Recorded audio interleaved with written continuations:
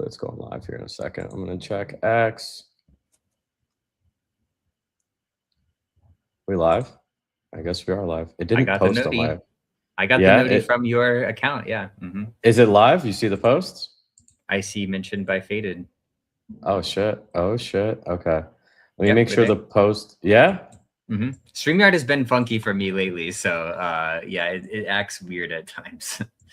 Awesome. All right. I'm gonna launch a quick clipping campaign here. Hold on. Save changes. And then let's get the show on the road. I'm sure everyone is aware of who you are at this point. Pretty viral announcement last week.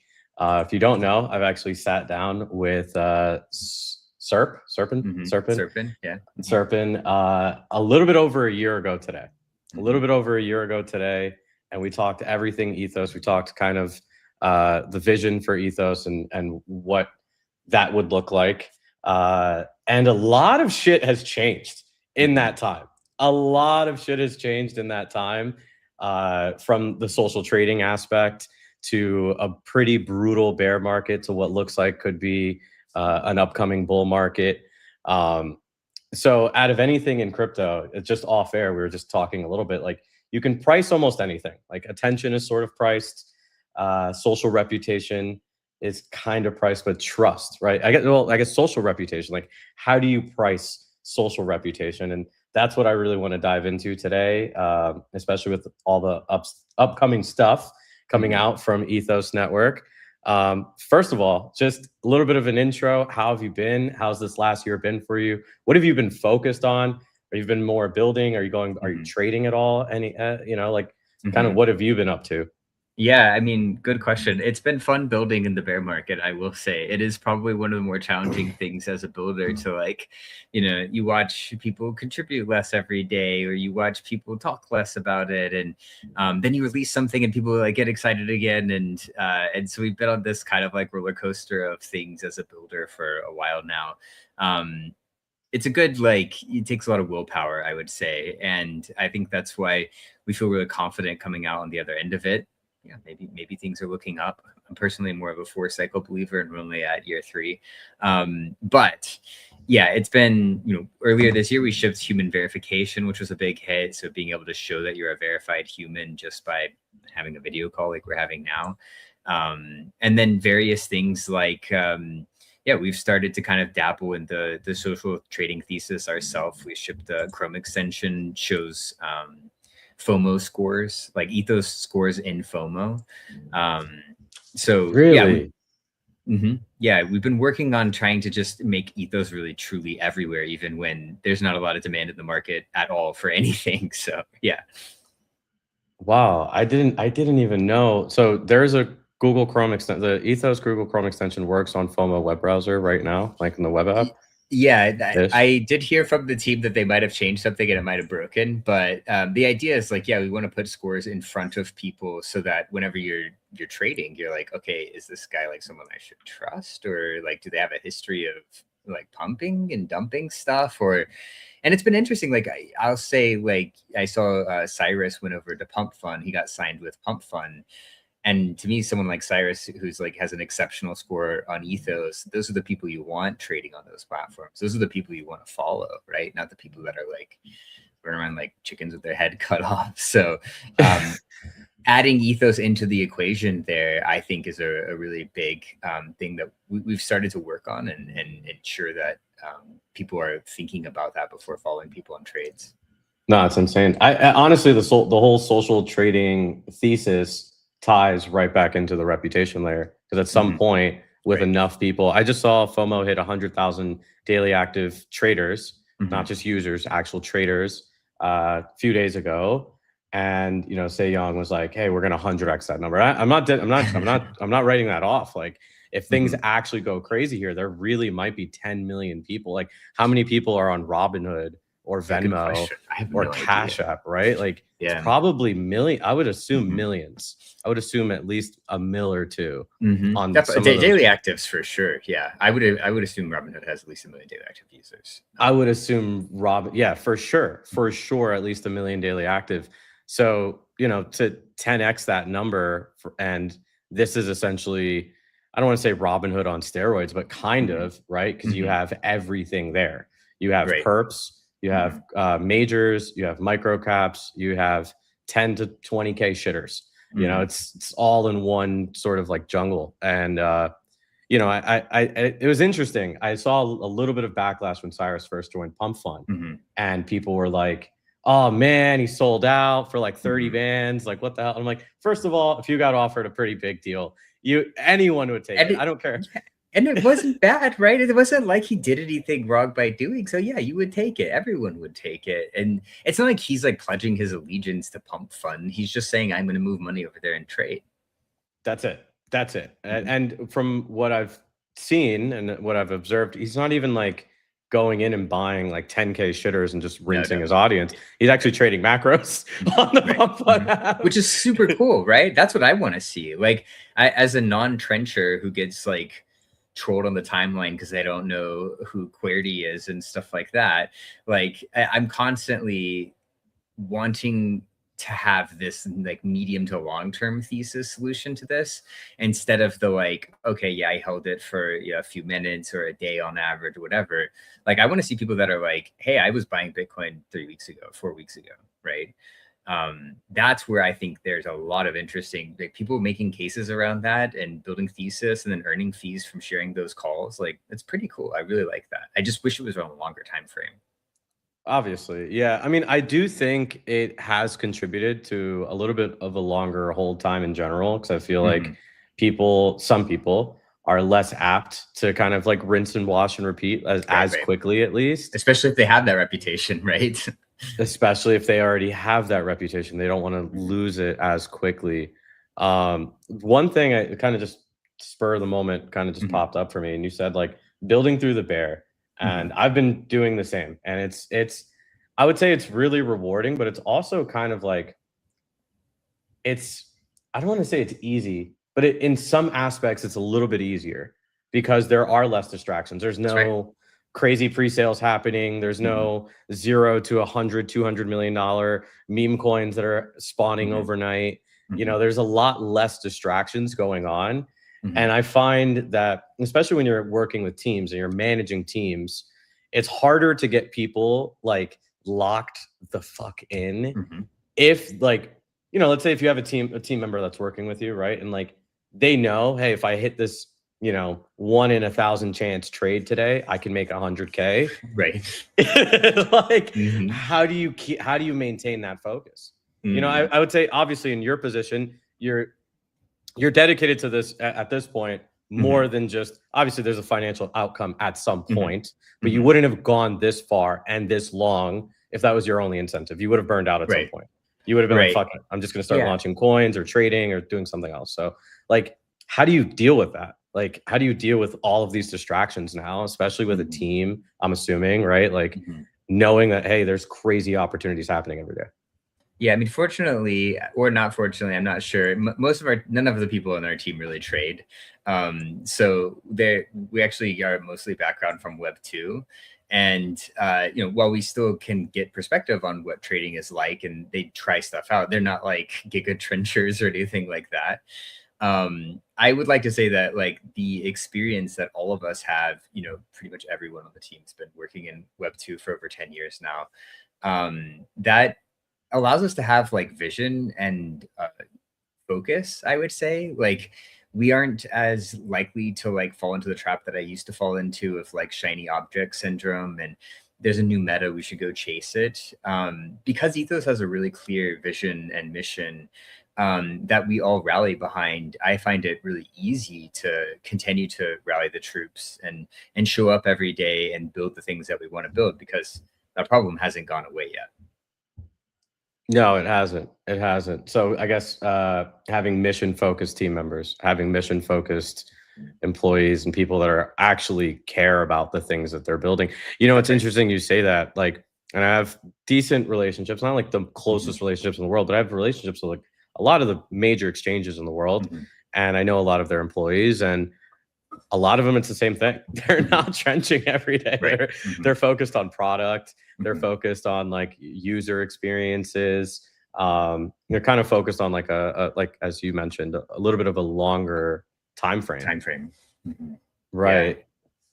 Yeah, and one of the things that you were talking about earlier too, with regards to attention, like that's actually been a huge blessing for us. We're like, we've got our token sale coming up next week. We've been focused on this since February. I mean, February is like right when people started being like, "Oh fuck, we're really in a bear market." It's been 4 months since 1010, and I mean, I think February is some of the worst days that I can remember in crypto recently outside of 1010.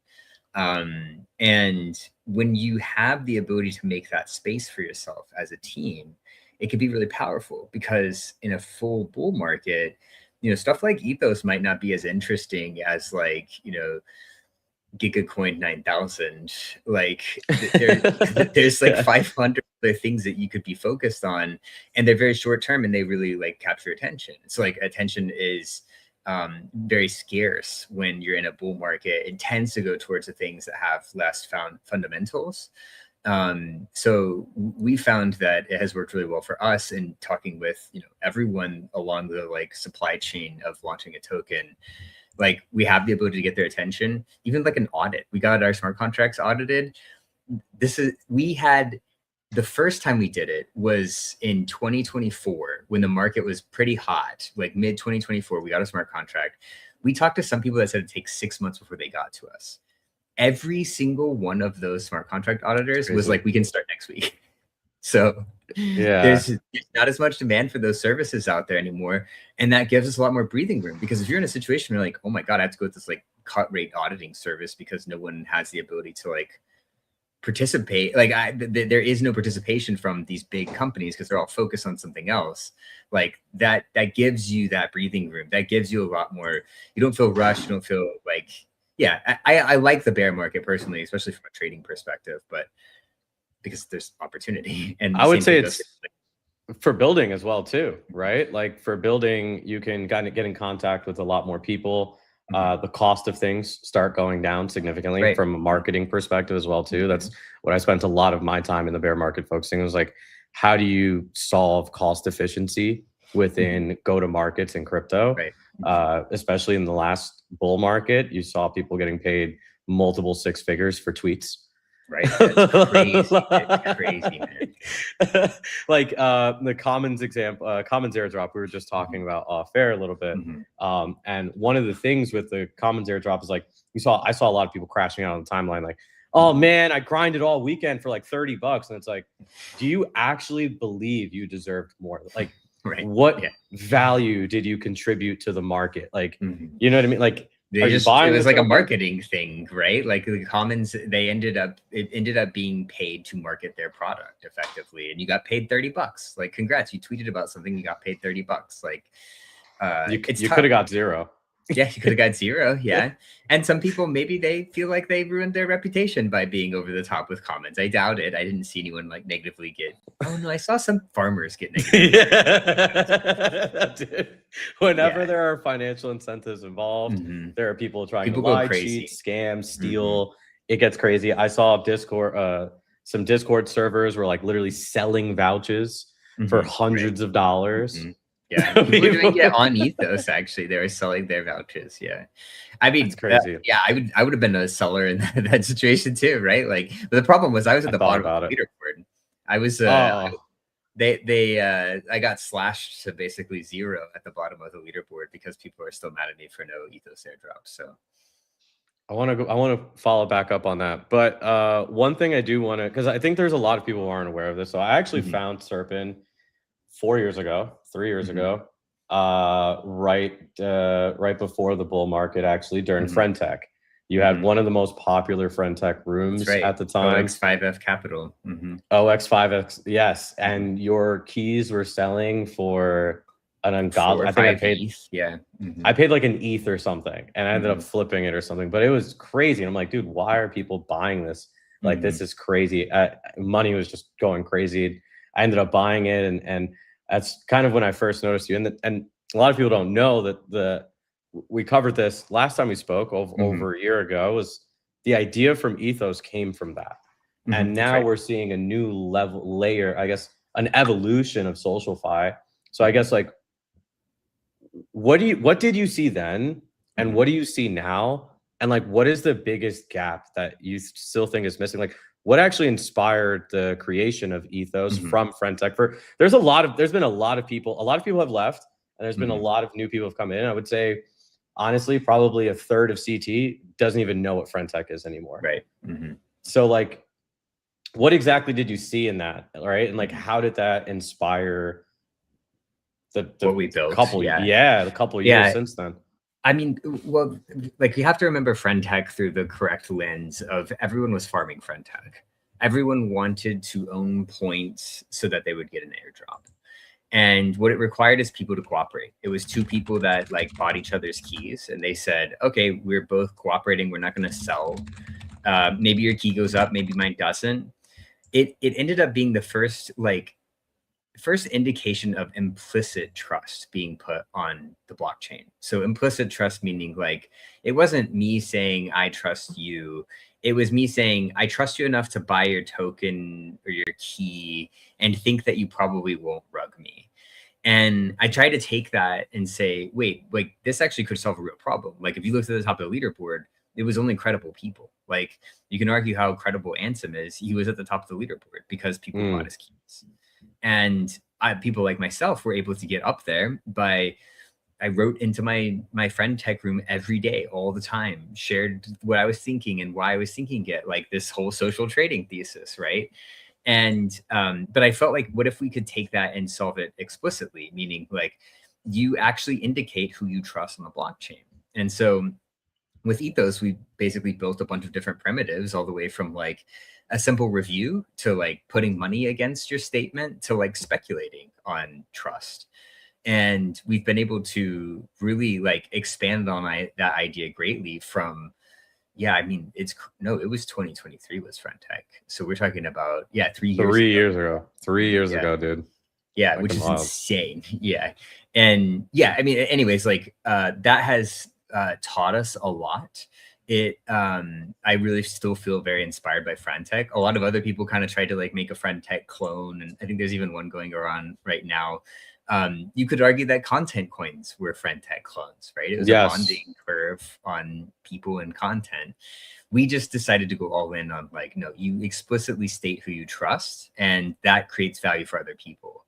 And if you have a product that solves a problem that people can go participate in and contribute to and be rewarded for those contributions because they are creating value for another person, that's all you need. That's the most simple like product out there, to be honest. So it's been exactly 2 years, and we have some questions from the chat I want to get into as well. It's been how long has it been since you started building Ethos? Was kind of right around Friendtech, right after? Yeah, we started writing it as kind of like a hobby thing in December of 2023, and then January 2024 I started pitching it as a pre-seed to a bunch of like people that I knew. And I convinced my co-founder Ben and our first engineering hire to quit their jobs at the company that I had worked at. So it was like pretty quick, honestly. But January is when we started, and we didn't launch actually on base until a year later. So we've been at it for almost 3 years now, which is crazy. Almost 3 years. Holy cow. I guess, do you think the risk, like going back on that decision, like obviously it's a really big decision. A lot of people, I guess, I feel like there's a lot of obviously entrepreneurs and entrepreneurs on the internet that talk about that big leap of like going solo and just going for it. I guess, what made you so convicted at that moment that you're like, fuck it, I'm just gonna leave something that's comfy, cushy, probably still be there today, maybe, a couple promos in. What was that switch of like, no, this will be a thing? I think the hunger of like wanting to build your own thing after building a career around building software, like it starts to get you at some point. And when I felt like it, I had learned so much about building products in Web2, and, how do you build, with the customer in mind? How do you go talk to your customer and really understand what they want? And how do you pivot to that when it's not making sense? And I felt like what we had was the perfect ingredient set to be successful. A core problem that everyone acknowledged, also something to believe in, I felt like, and people want to see the place be better. We had a novel solution, and we're fortunate that like the novel solution is what we've been driving towards and built and shipped up until this point. Like, so yeah, I mean, that like, it's not an easy, like my wife was pregnant when I quit my job. Oh Like, gosh. and it wasn't like I could have kept saying the job, right? Like we could have been at the job and had insurance and stuff. And I pay myself less that today, even to this day at Ethos than I got paid at a Web2 job. Like there are sacrifices that you make as an entrepreneur, and maybe not as common in crypto. Most people tend to be on the greedier side, but that makes you hungrier, in my opinion. When you have to put food on the table, when we have to be successful in everything that we do to ensure that I have a livelihood and my family has a livelihood. I think it makes people stronger, and it makes the people around you stronger too. And so it's been a fun journey, not an easy thing to like dive headfirst into. But when you feel like you have a good product that you really are passionate about and you want to solve a problem, and you keep seeing how you can solve that problem every day, that's when you're like, shit, this is you look up and it's 3 years later and you're like, how the hell did I get here? Like, it's so cool that we've gotten to this point. Yeah, no, for sure. I want to ask this, and maybe it's not personal, but like during 3 years is a long fucking time, right? 3 years is a long time. During those 3 years, were there any moments where you're like, I fucked up? Like this is it's a good question. It's right? A good question. Yeah. Like I'm wasting my fucking time here. Like, what am I doing? Because I think, especially from a builder standpoint, like I've gone through those moments where I'm like, dude, what the fuck am I doing? Like, is this even worth it? Like, obviously, you always come back. You always come. You wouldn't be here if you didn't come back. But like, I guess what are those most challenging moments of like, is this even going to work out? Right. Like, and I would say, not to go too down that rabbit hole, but like, you've been somewhat controversial as like a non-controversial guy. Yeah, I'm very controversial to a lot of people. So. It's funny. Like it's comical to me in a way, because it's like, you have people that are doing some crazy shit that are like way less controversial, but like, what were some of those moments? What are some of the most challenging moments? Yeah, I would say the first time you quit your job and you're like, wow, I'm sitting at my desk. What do I do? Go set up a fucking HR system and payroll? Like I've never done that before. I'm sure I can figure it out. But when you kind of feel that like feeling of, I mean, I had my co-founder that quit at the same time, but like feeling like, oh my God, it's all on me. Like that, all of a sudden it hits you like, oh shit, this is literally all on me. Like I have to go figure this out, right? Between my family and the future employees that we hired, the future of the protocol, like it was all on me at the beginning.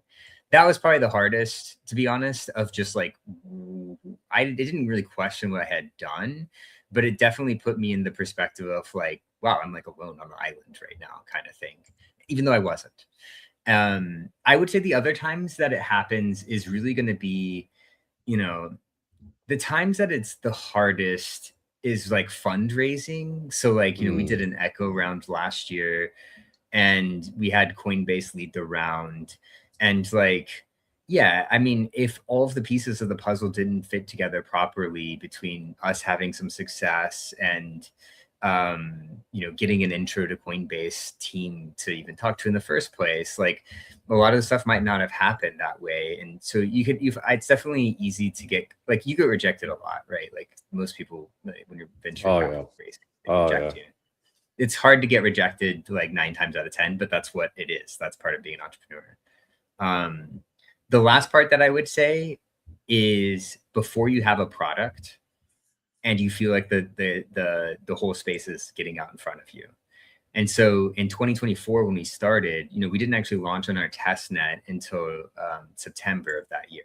So we had about 8 months of building and watching the market just fucking rip.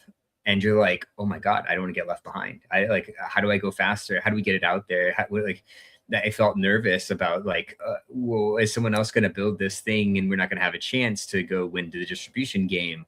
And so like, that is another really challenging time, is when like you have built this stuff, but you haven't had the chance to get feedback or get it out there or understand if it's the right stuff that you've built when you're watching the market rip. So I think that's how a lot of founders actually end up in bad scenarios and making bad decisions, because they chase metas or they try to get something out there really fast. Like you need a lot of you really need to be disciplined in how you think about like the market, and it's challenging. Yeah, I mean, and to further that point, you know, when you look at some of the most successful founders, uh, whether they're controversial or not, you can look at CZ, Brian Armstrong, um, Jeff, Hyperliquid, right? Like they went through an extensive period of time. Even Polymarket, Cauchy, they went through 1 or 2 cycles.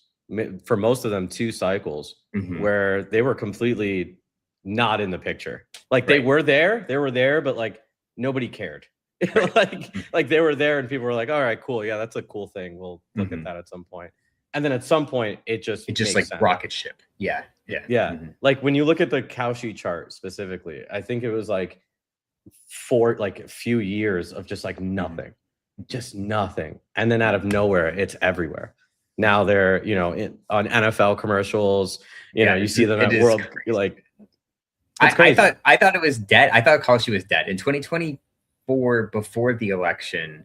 I was looking at Polymarket, which I was aware of, and Cauchy, and I'm like, Cauchy's dead. No one's going to use them. Polymarket is the answer. And the Cauchy's thing was that they were legal, right? They were legal in the US. And once Trump got elected, it was just a rocket ship for both of them because you have less regulatory concerns around those things. But yeah, like, I mean, even if you look at Polymarket, Augur was before Polymarket. Augur was awesome product. It did all the same things, maybe not nearly as well, but like same kind of concept. They had an ICO. The token had a lot of backers and people that liked it, but the volume was, there's no volume. Like no one really cared to go there. And they gave up by the time the Polymarket said, no, wait, we're going to do this the second time. And that's an easy thing to keep you up at night as a founder. Am I too early for this? Yeah. I mean, I think the question is like, I feel like it's a game of, it's a war of attrition. Like when you look at Vector.fun, right? I've seen people starting to bring this up now with the recent success of FOMO. And they're like, oh, Vector literally created this, you know, over a year ago, almost 2 years. Yeah. Like they were super early to this. Well, they didn't stay around. Right. So, they sold out to Coinbase. Yeah. Yeah. Like if they stayed around, they'd probably be. They could have captured all of it. And they had a token too. Yeah. Yeah. So I guess it shows you that from the founder builder perspective, it's yes, distribution and getting distribution as fast as possible is very important. But I think what's even more important is just surviving. Like literally just surviving, being able to like, hey, if this thing slows down for 2 years, I'm still cool doing the same shit over and over again. Yeah. 100%. I have another question here. Well, we got this from the chat. I want to bring this up from Dante. A little bit unrelated, but they wanted to ask if there was any like deeper relationship between Commons and Ethos. People were speculating that for speculating, sure. Yeah, definitely speculating here. I would assume not. I don't want to answer that question for you, but no, yeah, I'm happy to. I mean, no, there's not. Like Slade, we had talked with for a while. He had this idea brewing, I think probably since July. Yeah. He wanted the Ethos score to be a part of it. We helped them navigate and guide through that and use the API. And yeah, that was the extent of it. I think people thought it was like some sort of marketing op or something. And I'm like, no, it's just like good happenance. And it happened at the same. Yeah, it's really, that's all it was, is they're just using our scores. So it is cool to see people using words like vouch and slash in the same ways that we do, for sure. And there's some like good learnings out of what they built for us, I think, too. Is there, I guess, a question a little bit more of a technical side? Does any of that data feed back on your guys then? Because they captured a lot of fucking. Yeah, that would be an interesting thing to go look at. Yeah, like who vouched for who. The problem obviously is it's all on Twitter. So unless you're writing those back to the blockchain every time, which is everything that we try to do, it can be easier to manipulate or delete or expensive to get the data because X charges for a ton of money. Yeah, X does charge a bunch. And I got another question from the API standpoint. So does how does that work? Do you just charge I'm assuming some free? Nothing? It's completely free. Yeah. So where do you guys make money? Where does Ethos, what is the business model of Ethos? So Ethos, so we give away the API for free. right? Why do we give it away for free? Because we want the score to be everywhere. That is the most important thing out of all of it. Like getting distribution, especially in today's era of vibe coding and being able to build an app, like there's no defense of it took me a year to build this thing anymore. So distribution is the only mode. And that's always been our like mantra, is like we want it to be included in every app. It should be how everyone considers everyone else in crypto Twitter and beyond crypto Twitter. How does Ethos make money as a business? Well, that's part of our token sale that we're announcing. Ethos is not a business anymore. It's a foundation. Ethos is a public good that is operated by a foundation and a token, way more similar to Ethereum Foundation or Solana Foundation. And so the token and the smart contracts have rewards within them and can reward them literally from the smart contract. And it has like burn. So when you use the protocol, you burn some of the tokens. And so that allows us to kind of take a step back, so to speak, from operating like being the sole operator of Ethos as a business, and instead take that more like traditional foundation model that we're so used to seeing, maybe more so like 5 years ago than today, but definitely more of the common approach when you have infrastructure that you imagine as being a public good. Yeah, no, this is really interesting. I was not aware that Ethos is essentially a nonprofit. Basically, yeah, I mean, it's an interesting thing to, it's like the way it's weird to say out loud. Yeah, but like so is Ethereum and so is Solana, right? And Avalanche, they're all like nonprofits. I can't wrap my head around that. Like it's confusing. It's yeah, because you're like, wait, these companies are rich, but they're like, even technically Pump Fund is too. Pump Fund is a foundation, has a foundation, so that manages the token and the treasury and all of those things. Now, Pump Fund has a different set of alignment values. Like their token, all of the revenue that happens on the front end, it is instantly bought back at the token. Like in theory, Pump Fund does not have an obligation to do that forever, right? We do. Ours is in the smart contract. You cannot remove it from the smart contract. You can't just get rid of the fees. So there's no fee switch. There's no argument about any of that stuff. And so, we operate more like it's like the foundation is literally a nonprofit that doesn't have any people that work for it effectively. There's a director. That's sorry, go ahead. No, and that's how you launch tokens, particularly infrastructure tokens or tokens that have significant amount of utility to them.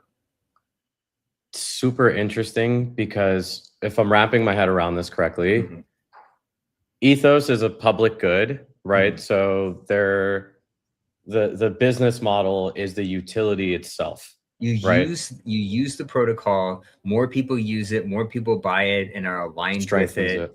It strengthens the rest of it. So it creates a literal flywheel, right? It's a lot of the same concepts as Ethereum. You use, like, why do you think the price of Ethereum goes up? Yeah, people speculatively buy it. In 2021, half the reason the price of Ethereum went up is because everyone was buying it to swap into other shit, or they were literally paying to transact. And same thing with Solana. The reason that Solana went to $290 when Trump's token launched is because people were swapping into Solana to get that Trump token. And so, like, the idea, now Solana and Ethereum both have inflation. Solana has a significant amount of inflation. We are purely deflationary. So there are no emissions from Ethos. Interesting. Good question here from the chat from Dante. What is Ethos's biggest threats? It's a very interesting question. Like, we talked about this off air. There's not really, is there, obviously you probably wouldn't want to mention them anyways, but I can't think of like an Ethos competitor, right? When I look at anything else from trading terminals to sexes to like pretty much everything has like a multitude of competitors. I can't think of like what an Ethos competitor would be. I would tell you it's not competitors. If it was, it'd be Web 2 competitors. It'd be more like, I mean, WorldCoin is a decent, like they do human verification. We do human verification, decent proxy, right? They have better chance to get distribution because, well, they like did SAM. So that helps. I would say the biggest threat to Ethos is that the market does not want Ethos. And what I mean by that is a product, and having product market fit is both you build a really good product, but also the market wants the product, right? If you build, I don't know, a physical good, it might be the best version of that physical good ever, but if no one wants it, then you don't have product market fit. And it could be true, and there's plenty of times where I think it probably is true in some cases, that the market doesn't want a reputation system, that the market in crypto thrives because of a lack of reputation system. And all of history always points to when people organize, when they value reputation, you go from the Wild West, where people were robbing trains because it was the smart thing to do, to people being civilized humans in a society. And it takes a long time to get there. The 20s and 30s were filled with the mafia and people like mobbing each other. But eventually you get to this like civilized state of nature and people evolve to cooperate with each other. And so the biggest threat, in my opinion, is that crime is the only function of crypto. Fuck, that's deep. One thing I don't want to say argue, but maybe bring up is maybe the market would never want something like Ethos. Mm-hmm. However, maybe the market will need something like Ethos at some point, right? If you ask anybody, right? Like, well, not anybody. There's a large percentage of the population that actually doesn't like law enforcement for whatever reason. Right, yeah. Like, it's just kind of crazy. It's like, hey, these people are actually there to protect you. Like, if they weren't there, things would be way worse than if they are, right? So that could potentially be the same case as well, too, where like at some point, like people don't necessarily want this thing to be around, but because there's been so many bad things that have already happened, maybe you need a lot more train robberies. Maybe you need a lot more bank robberies. You need a lot more fraud and like horrible, terrible things to happen. And then people will be like, all right, we've had enough. Right. We've had enough. We have to start integrating this into our social trading apps. We have to start integrating this into our pre-sales. We have to start integrating this into our launch pads. Like, it would be very interesting to me if like I could see the reputation score of a deployer before they deploy. I'm not against the whole like meme coin casino. I'm actually not against it at all. But as you said, right, there's like it's a ripe environment for horrible things to happen, which is happening right now as we speak. Right. like it's happening right now as we speak. Now, it would be really interesting if I got a notification from one of my friends, hey man, I saw this cool coin. This guy has like an 1800 ethos score. He's like super reputable. He's never rugged anything. And, he's launching this for his mom that has cancer. Oh, all right. I'll support that cause or something. Right. Or with social trading apps and like, oh, this guy called this. Oh, dude, like this guy's a known, scammer, bundler, whatever. Like, I'm not going to touch that. Right. So perhaps more crime is needed. Right. Before people realize it. Yeah. I mean, I think it's a limiting factor right now. People don't really realize this. I mean, you probably do realize this. You like text your buddy who hasn't been in crypto in years. You're like, dude, come on. Like, we're trading meme coins on FOMO or whatever. And the guy's like, fuck you. I lost $300 last time I did that. Like, I'm not touching that shit again. Right. Like, it's like penny stocks, right? Penny stocks go through a period of time where like everyone loves penny stocks. And then everyone loses all their fucking money on it. So there's nothing for you to do there. And people give up, right? And I think what FOMO and Pump Fund are doing good is helping us understand that there are more social ways to trade. But I don't think that principle is gone because there's still lots of bad actors out there. And, you were talking earlier about this concept of like, yeah, how does society change to wanting to be governed as opposed to like, knowing that it's a thing that could happen and doing nothing about it. And there's a lot of history on this too, between people that used to kind of believe that like the only way to solve this problem is a governing authority. The only way. And that meant that you had to have basically an absolute monarch. Like, it was someone that had absolute control and you protected people from themselves. That is more of the like dictatorship type view of the world, where you have something like communism, where everyone gets an equal share of X, Y, or Z, or however that may be solved. the rest of society instead took this concept that we are all interacting via social contracts with each other. And because of that, we can self-govern and become better. We can, like, yeah, you could speed in your car and someone would like, the cops would pull you over. But if you wreck your car, for the most part, people are going to feel pretty bad, especially if you like hurt someone else or do something else. You are entering a social contract with another person when you're getting in a car and you're driving. And we as society have grown from 1600s to today to really valuing those social constructs on a more global scale. And so the belief that we have to have in crypto is that there will never be an absolute monarch. There cannot be. That is not, that's the opposite of decentralization. Right. So we must self-govern. And the only way to do that is to build a protocol that is decentralized, censorship proof, and allows for that sort of like, social contracts to be created between each other and allowing people to really know who is trustworthy and who isn't. And I think that's a challenge. Like, I don't know if that absolutely happens today. It will be required for the space to level up. There's just no way about it. You will not get new entrants if everyone's first glimpse at crypto or thought of crypto as a scam. Wow. No, it's powerful. It's a strong thesis, and I think that's probably why you've gotten the early support and backers that you did around those fundraising rounds. Something that I have written down here, and I think is really interesting, and we've seen debates about this significantly over the last few months. And I'm sure you have, because you're kind of an OG, right? Is like, how do you feel about the whole difference between anonymity, right, and being doxxed? Because now it seems that like the market is favoring people who are doxxed because there's like a belief that, hey, these people are more trustworthy, right? Hey, if somebody's putting their face out there, it's more trustworthy. However, on the opposite end, if you were to go to like crypto TikTok, I don't know if you've ever been there. There's not. Crypto TikTok is fucking full nuts, of doxed people, I'm guessing, right? Full of doxed people shilling memes with like fully LARPed out lifestyles, just rinsing retail. Lovely. Yes, rented out Lambos, rented mansions, and then they're like make videos like, oh, I made 30K trading crypto yesterday. Like, buy my course, I'll teach you how, or buy into this coin. Trump's going to talk about it in 2 weeks. And to be honest, during the bear market, these coins were ripping. They were ripping. Right.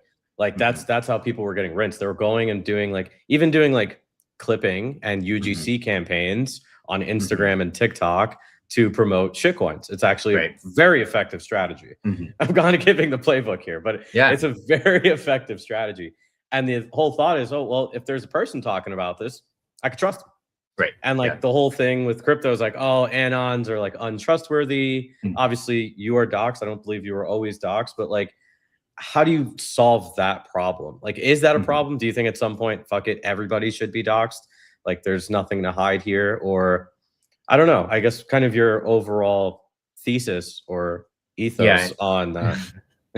When it comes to doxing, like there's a point in time where people tend to err towards like, oh, doxing is actually a bad thing because like, oh, this person is trying to use that past credibility, or they're trying to use that like, oh, trust me, it's my face. Like I'm a real person.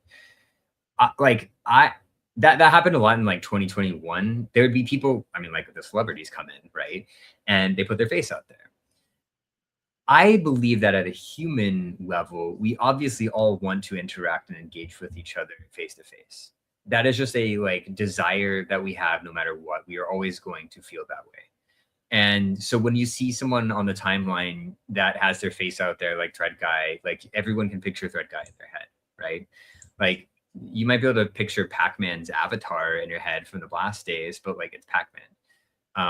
Thread Guy went out of his way to, I mean, he's always been doxxed, but like putting his face out there a lot and being in clips and talking about things. I mean, Rasmer and all of these guys, like they know that the audience wants to feel connected with a person. And so it's not inherently bad. I don't think it's inherently good either. I think what we are finding out is that it's not really a signal that you're doxxed or not. Like there are people out there like Andrew Tate that are arguably terrible people. And his face was there. So you can't make the argument that putting your face out there does anything. I do think that as builders, you should probably be more open to it. as someone that does streams like yourself, you obviously should be more open to it. But I don't blame anyone for wanting to be anonymous. I mean, Ethos has always facilitated pure pseudonymity. Like, their wrench attacks are a real thing. You know, if you go around flexing, I've always thought about it. We are like days away potentially from reading a headline about how someone got wrench attacked because they had a $1 million open P&L on FOMO. Like that, it's unfortunate, but it's going to happen to someone who's like, wait, I recognize that guy. Wait, he has $1 million P&L right now. I'm just going to rip his phone out of his hands and sell it and send it to myself. It's going to happen.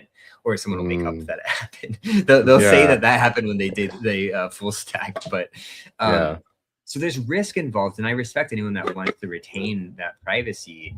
I really don't think much differently of it, other than like you are probably going to get people to like you more, just generally speaking, if you have a face, right? It's the same thing behind founder-led marketing versus brand-led marketing. People want to see the face of the founder. Always. Or even creator-led marketing. Creator-led marketing is great, but I feel like if it's not, the foundation for it hasn't already been built by the founder putting their face out there every day, it kind of, you're renting the attention. You're kind of like renting the credibility, and it'll go away as soon as that creator gets their next deal. I guess going on to the human verification element, how exactly does that work for Ethos? Obviously, WorldCoin scans your eyeballs. I think we had Humanity Protocol that like took your thumb or your palm, your palm or something. We've had facial recognition systems. So I guess like what is did facial recognition? Yeah. Billions. So our goal is to do privacy enhancing. So you do not have to give up your credentials to a centralized or even decentralized system, right? Some people have come up with ZK proofs to secure your eyeball. There's a lot of people that aren't comfortable getting their eyeball scanned, and I don't blame anyone for doing it, right? Like, it's your identity, basically. It's your public key to an extent. Now, what we have built is a way for credible Ethos users, so it's built on top of Ethos, to verify other people as human. So you and I just had this call. I can go on Ethos right now and say, Faded and I chatted on stream, and like, he's a real person. He's a real person now. And, you know, if you get 3 of those, then you become human verified on Ethos. Now you could coordinate this yourself. You could say, hey guys, I want to get 100 credibility score on Ethos. Like, can you go verify that you've like met me or something? But you could imagine a world where that extends vastly beyond Web3. And it's just like, go to a fucking party and people are like, oh yeah, I met you, you're a real person, right? Like, even being in the same vicinity as someone with another phone, like, oh yeah, these are real people, right? They're not 1,000 bots. The risk is the 1,000 bots and not verifying them. So yeah, it's privacy enhancing in the sense that you do not have to hand over any of your like personal biometric data. It's a confirmation from other people that you're a real person. Interesting. So it's like consensus based. It's consensus based, yeah. Like, and it's backed by reputation. Interesting. Really interesting. Another good question here from the chat from Dante. Building in the trust space attracts both idealists and critics. How do you and the team handle the constant, this will be gamed feedback, which is interesting. I deal with that all the time as well too. So like, how do you deal, like, sure, it's a cat and mouse game. I'm sure you found some very creative people out there. It's a great question. I mean, this is what I would argue the meat and potatoes of Ethos is, this like preventing it from being gamed. Well, we're at the point now where we launched 20 months ago. Like, a long time to watch people try to game your system, to try to come up with unique ways to do it. And our goal is always 2 things. You increase the cost somehow. So if a review is free, it costs you nothing, right? You can increase the cost through actual dollars or social capital or time. Those kind of 3 things, right? A vouch is a level above that, gives a lot more credibility score. It requires time for the vouch to mature. It requires social reputation from the other person, and it requires actual capital. And when you start talking about actual capital, you go from 100,000 bots on Twitter to only the verified users who are paying $8 a month.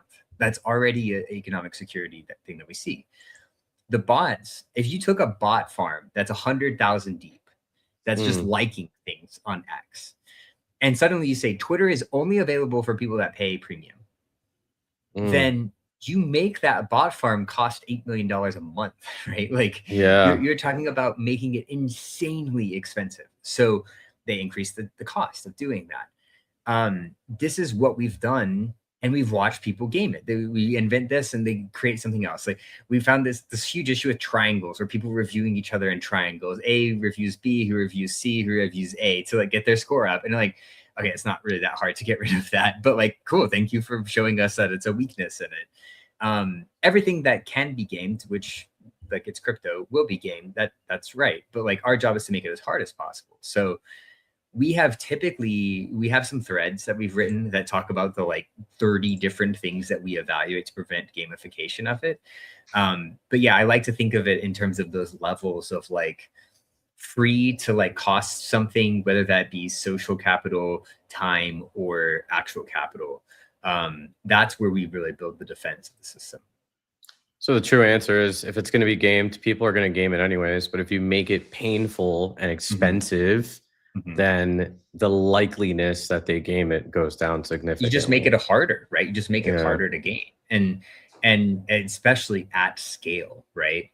The flip side of this is every action on Ethos has consequence. And so when I said social capital, if I leave a positive review for Polymarket and Polymarket gets slashed, I lose my own credibility score. I lose part of it. And so when you're writing a review, you're like, yeah, I'm probably going to like write reviews for people I actually like care about, that I know. And it's crazy how fast you can like remove a bot farm from Ethos where they're all reviewing each other. You slash one of them and all of their scores fall out. So there's a lot of complexity around stuff like that helps us defend against these things. Got it. Yeah, no, that's a really, it's complex. And I'm sure in the 20 months, you've seen probably everything at this point. Not every, I mean, there will be new ways. People will invent new ways. People are inventing new ways right now. One question I did have is like, has there ever been a moment where you're like, we got this wrong? Like, we have to solve this, or like, the first decision we made on this might not have been the best decision. So now we're going to pivot to this, like over the last 20 months. Has there been anything like, I guess, where you thought you had it figured out and you're like, actually, we got to go the opposite direction? It's a really good question. I wouldn't say that I have any regrets about any of the things that we have done.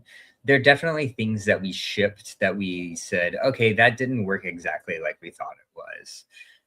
Good example, we used to have this thing called listings, where you could see project sentiment for different projects. And it kind of evolved into something else. But originally we sold passes for teams to be listed there so they could drive awareness themselves. And that just didn't end up working. And that's part of building product, is like, half the shit that you ship is going to die in the year. That's just how it works. There are times within the community where I understand that, I might have rubbed people the wrong way about how the scores work. But, I'd like to think that we were pretty diligent in how we made those decisions. And while they, don't impact everyone positively, and it can kind of suck to lose a lot of that faith, like, it is the best thing in terms of long-term success of the protocol. So I don't know, man. I can't like point to any one thing that I'm like, man, we really like fucked that up and we should have rolled it back. But there have definitely been things that I would say, we learned and tried to adapt from. They just weren't massive ones. That's why we've been able to have that like really strong vision and mission. For sure. Quick question is, has there been a red line? Like, actually, this is pretty interesting notes here. So like, if you were to compare Ethos as like a social credit system, and people might, let's say, lose a job, an airdrop allocation, an opportunity, a brand partnership or something, is there a specific line where you're like, hey, I don't necessarily want this to be used for that, or maybe that's exactly what it's intended for? I have seen someone claim that someone else had some sort of sexual misconduct with someone on Ethos once, which is like a valid thing to bring up, but also maybe not the right form for it.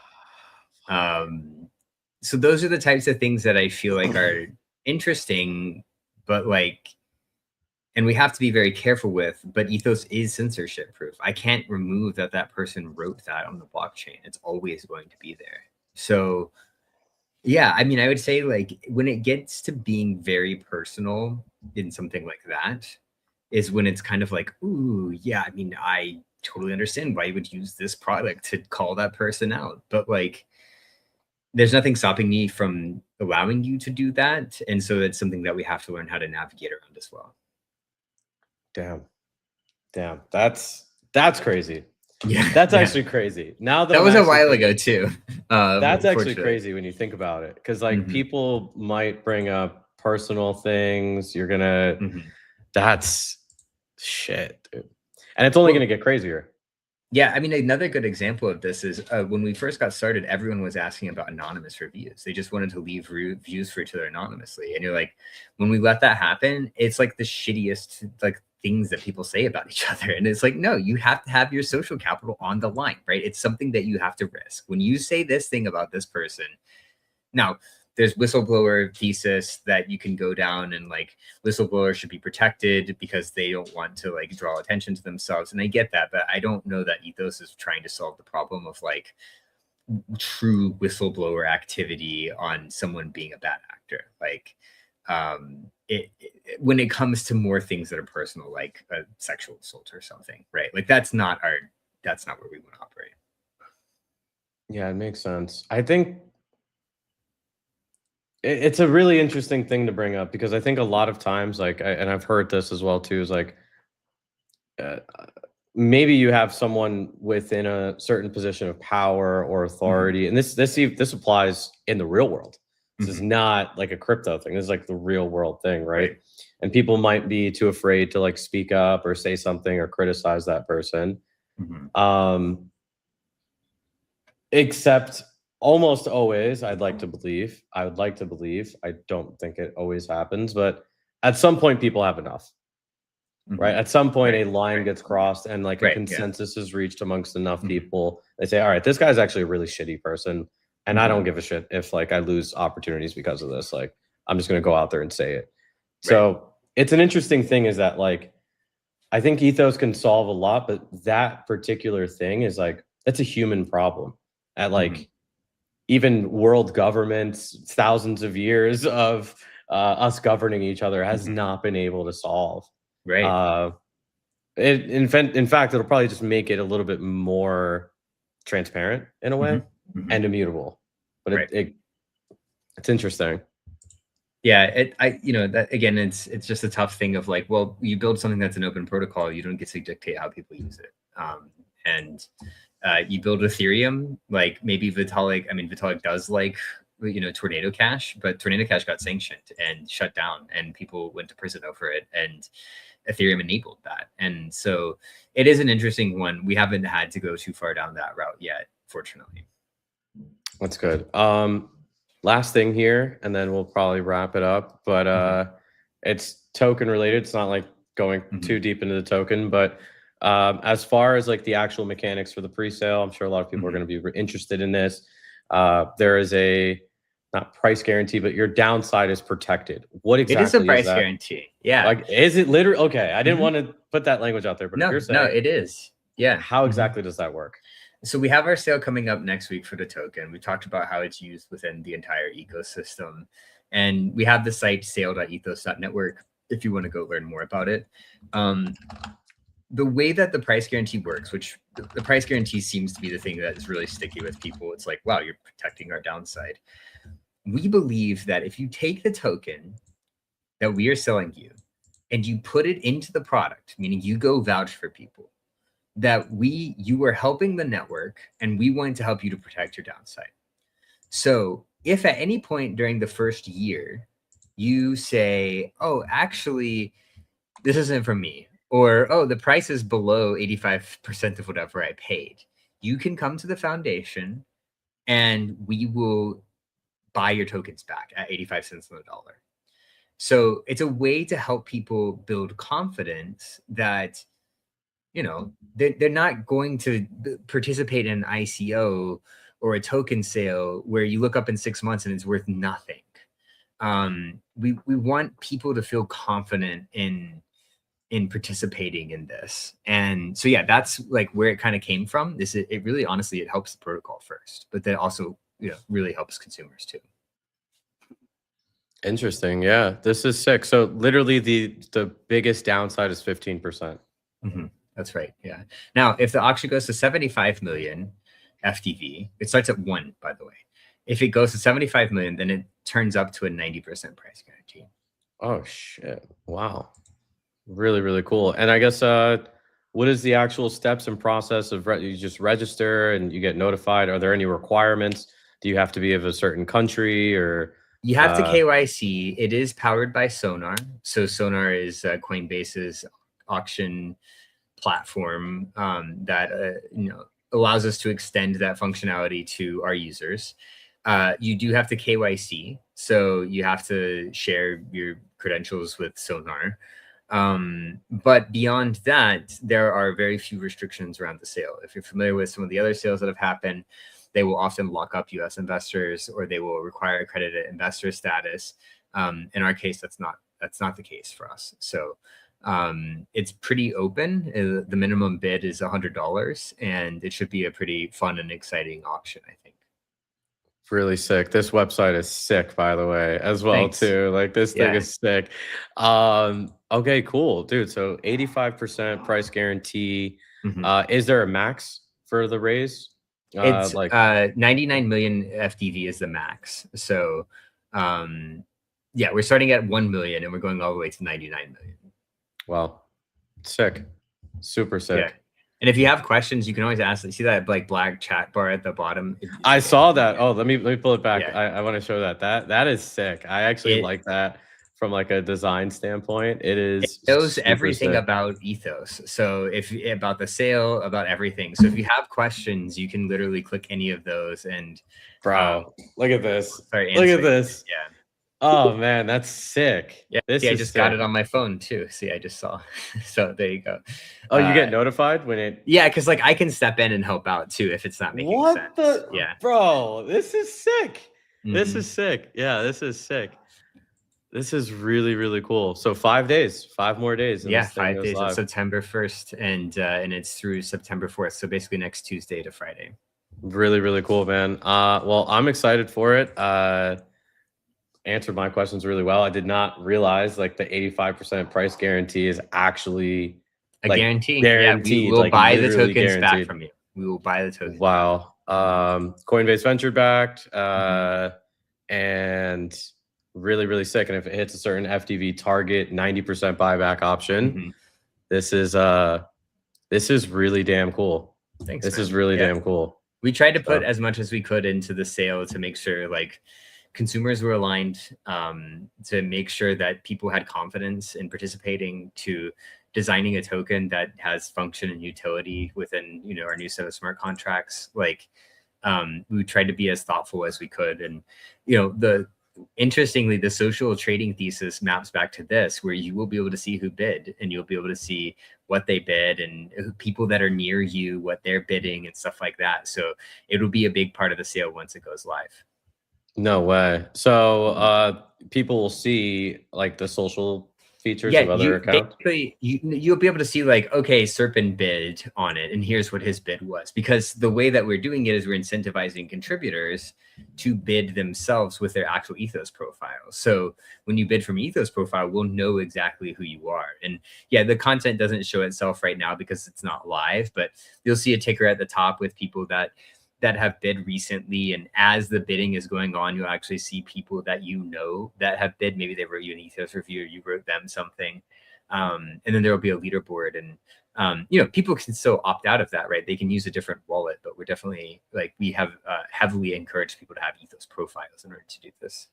All right, sorry, I know we're a little bit over here, but how many users do you have for Ethos right now currently? Registered and then active, like registered, I need to go check. We got a bunch of them. It's around 40,000 registered users. Remember, Ethos is invite only. So we've always been invite only. It's really difficult to attack that number and just spin up 100,000 accounts. We have around 3,000 people every day contributing. So writing reviews, upvoting, downvoting, commenting, doing something like that. And then actual visitors to the website, we have about 500,000 unique monthly visitors to our site. So Wow. we're getting a lot. I mean, think of it kind of like Reddit. Like, you probably don't write a lot on Reddit. There are I people that are like, lurk. right. Yeah.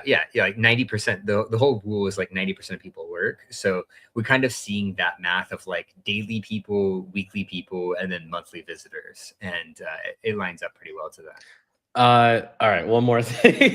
Yeah, go for it. So for X, I know Mhm. obviously in the beginning it was like you signed up and like you connected your X and like tied Mhm. socials together. Any thoughts on opening that up to other socials, especially as crypto is going way more mainstream? There's a lot more content crypto related that's actually going viral, insanely viral on TikTok and Instagram and a Yeah. little bit of YouTube right now. No, I really want to. Fortunately, I think Privy's recently added some of the other social attestations that we can do. Like, I'm pretty sure they have Instagram now. It's not as easy because Instagram and TikTok are typically a little bit more closed with their like apps that are built on top of them, but it's required, right? Like, it's same thing with YouTube, right? Crypto YouTube. Like, you got to know who the hell these people are. So there's definitely an opportunity for us to grow in those directions when it comes to meeting the users where they are and being beyond just crypto Twitter, having the ability to extend the functionality of Ethos beyond CT. I'm excited for that. That will be interesting, especially with the Wild West. I was telling you, kind of like what crypto TikTok is right now. Yeah, it would be cool. Imagine if you're in crypto TikTok and you're like, wow, this guy just literally like scanned 14. Right? Like, that would help consumers, right? It's a net positive in the end of the day. And I'm actually surprised sometimes that TikTok allows that type of content. Dude, it's insane. It is a wild west on there. Basically, yeah, it's a complete Wild West on there.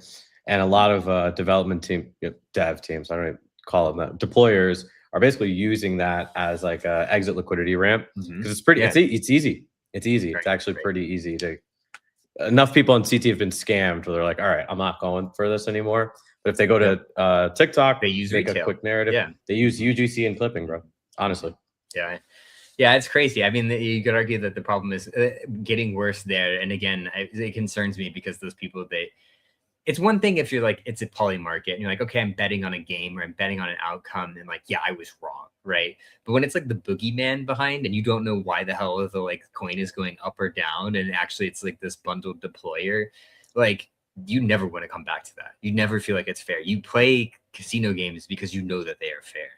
And yeah, people will learn quickly, but also that concerns me of like turning people off from crypto forever. Yeah, similar concern. It's going to be an interesting way that this industry continues to evolve. I think the pie is going to go much bigger. We just hit 2.5 trillion total market cap during the Trump all-time high. It was around 4. We got to get to 10, man. This cycle, 10 is the goal, right? I think 10 will probably be in sight this cycle. So it's going to bring in a lot more people, but it still surprises me, especially when I travel abroad. There's most people either don't know about crypto or have some sort of negative connotation associated with it. They either think you're like really rich, like insane, like billionaire status rich, or they think you're a scammer or both. Yeah. And like that, we got to change that, right? Otherwise we won't get new participants at all. True. Well, Serpent, it's been a banger. It's been a great chat. I had a lot of, dude, thanks for making the time. Obviously I know you're busy. 5 days and 17 hours from now, 18 hours roughly. Your pre-sale, everything will change. Yeah. Everything will change. Honestly. Yeah. I mean, that's pretty much day zero at that point. Yeah. It's actually just starting. So exciting stuff ahead. Really, really cool tech that you've been working on. And I think it's very rare that you see founders dedicated to something throughout multiple cycles, despite the fact you could have quit 10 different, hundreds of times and honestly made faster money doing other shit, probably at this point. Yeah. So the serial deployer, not the serial deployer, the serial project builder is like a real thing that people don't really realize. You just come in and build quick projects and they're out. So yeah. So, hey, appreciate you and have a good rest of your week. And I'm excited for this pre-sale, man. Thanks, man. You too. All right. Ciao. Peace.